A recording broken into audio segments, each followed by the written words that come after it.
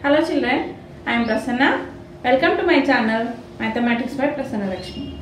Today in this video I am going to explain direct and inverse proportion. First, here in mathematics as well as in physics we learned about quantities, right? And some quantities depend upon one another and such quantities are termed as proportional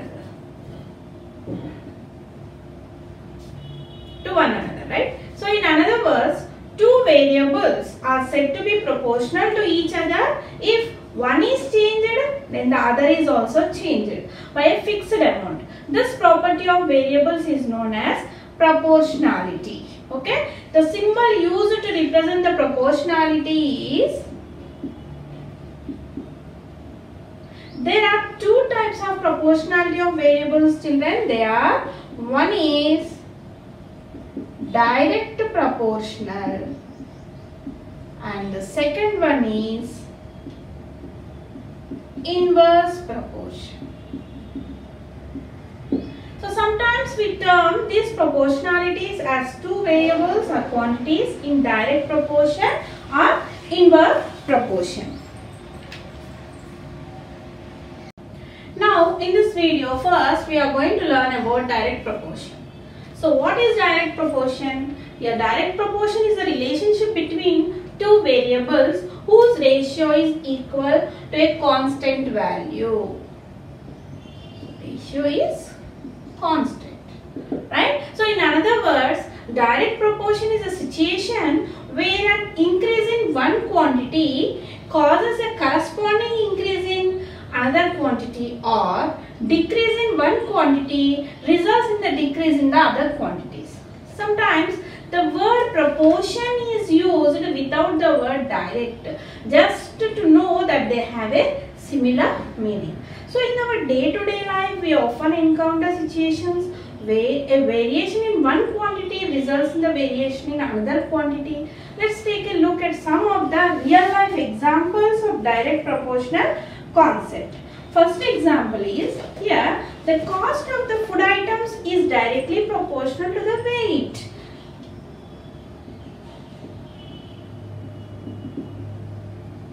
Is directly proportional to the weight. How? If the weight increases, definitely the cost will increase. Yes or no? If the weight increases, the cost of food items is also increases. Suppose if the weight of food items decreases, definitely cost of food items also decreases. So this is one example of direct proportion. And next one, work done is directly proportional to the number of workers.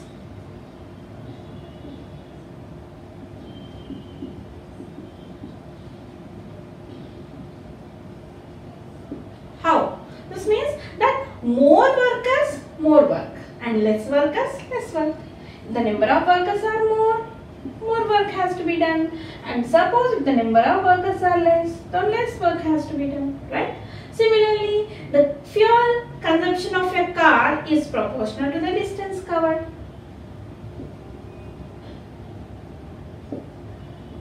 Fuel in car,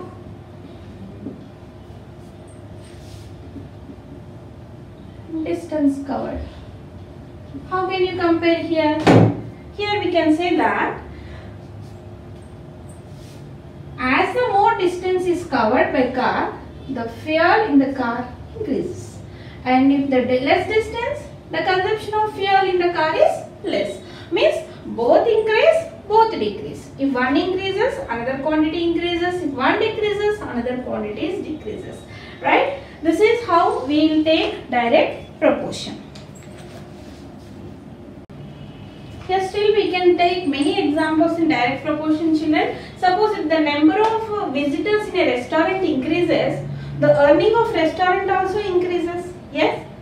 And if the number of visitors decreases, definitely the earning in the restaurant decreases.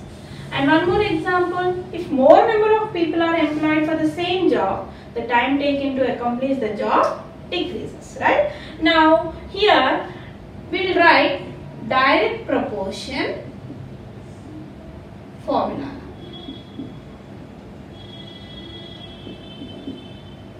direct proportion is denoted by the proportional symbol. For example, if two variables, let x and y, are directly proportional to each other, then this statement can be represented as x is directly proportional to y. So when we replace the proportionality sign with an equal sign, then the equation changes like x is equal to k into y. Here k is the constant. Then what about the constant now? X by y. So the ratio of the two variables is a constant in direct proportion. Here what is k? K is called the non-zero constant of proportionality. So constant in direct proportion is represented as the ratio of the two variables, that is x by y. Now we are going to discuss about inverse proportion.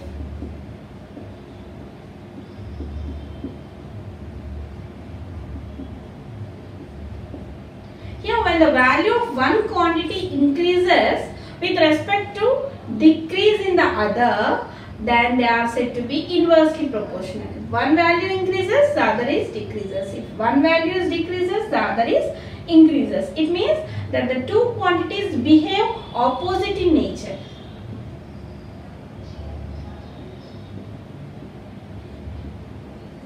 For example, speed and time. You can take speed and time are in inverse proportion. How?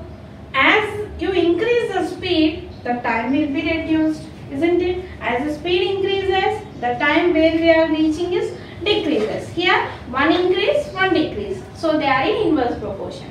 So other terms used here for this type of proportion are inverse proportion. The other name is varying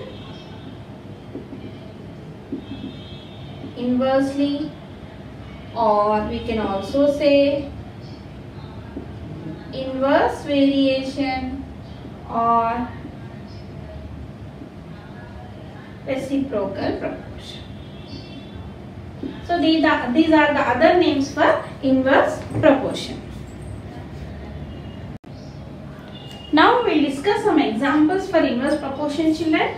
First one, here the time taken by a certain number of workers to accomplish a piece of work inversely varies as the number of workers at work.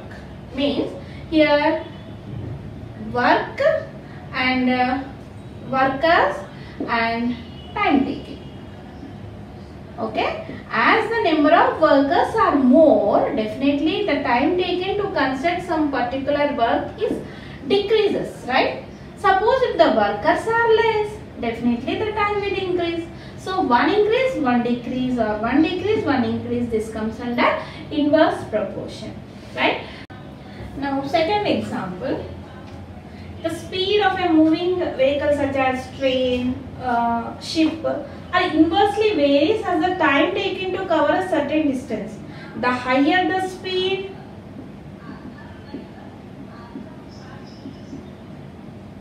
and the lesser the time taken. Yes or no, children?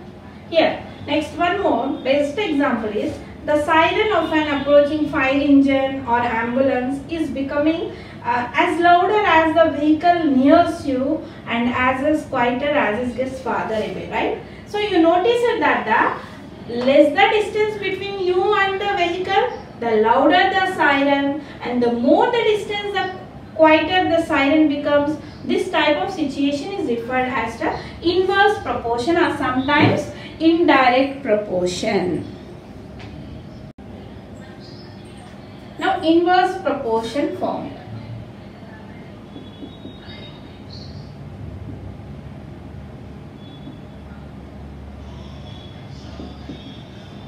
Now two variables such as x and y, say x and y, which are in inverse proportion, are represented as x is inversely proportion, can be taken as 1 by y.